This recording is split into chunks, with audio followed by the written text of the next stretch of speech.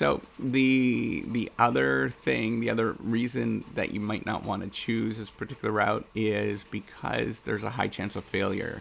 So what a lot of these programs won't show you, and the same with a PhD in business administration, is a lot of people do not make it through the program. It's hard, it's difficult. It is like climbing a mountain. You're going to find it very challenging.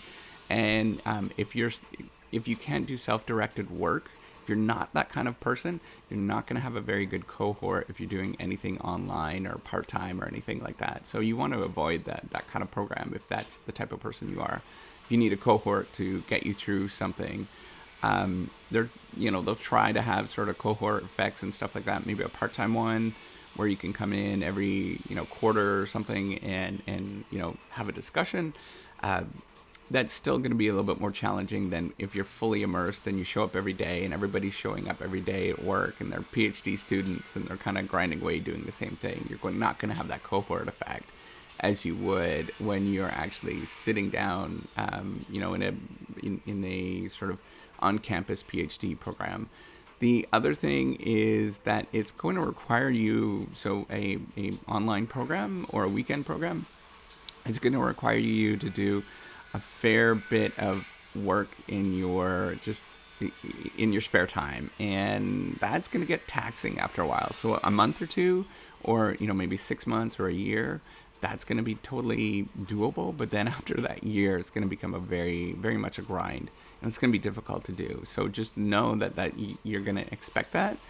And the sort of shine on the quarter, or the shine on the penny, is going to wear off very quickly if you continue to work at something like that and you choose to do the intermittent PhD program, which is totally legitimate.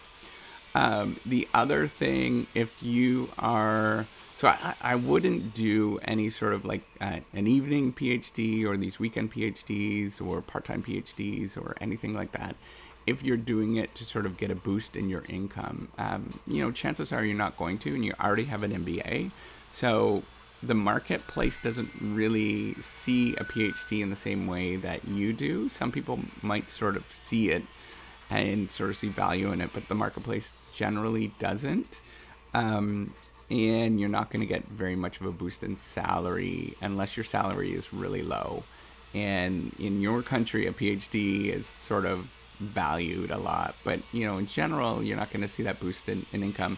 So if you do have a significant income and you're just doing it for the joy of it, and you want to pay that, pay the fees for that, that's totally fine. But to get it for a boost in income beyond an MBA, you're probably not going to see a return on your investment from doing that particular thing. So although the one thing that you're going to see a return on investment for is the knowledge that you gain, and that knowledge can, in the long run, give you more opportunities and allow you to, work more effectively and, run a business a lot more better, or improve your business significantly if you do a PhD in business administration. But it's not going to come from the status of actually getting that degree. It's going to come from the knowledge itself, which is a lot more gradual.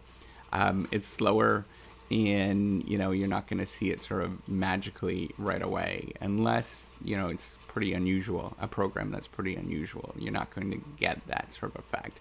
But there's lots of people that have the income and they just want to do this kind of thing just for the heck of it. You're the perfect person for it, right? Like that's amazing to do it, right? Or you sort of see yourself in the long run sort of retiring and teaching students. And teaching undergraduate students, for example, or maybe teaching MBA students, is a totally legitimate route to go to actually get one of these part-time PhD programs. But it's going to take you a long time, and you're not going to be a tenure-track professor. It's probably unlikely, and unless you get into some sort of research program, but that's pretty unlikely. So. But that's all I want to talk about. Those are the things to think about going forward if you're thinking about these sort of intermittent PhDs in program business. Again, a lot of them are legitimate, and a lot of them are fantastic, and they should be sort of considered, but they're for the right person and they're not for everybody.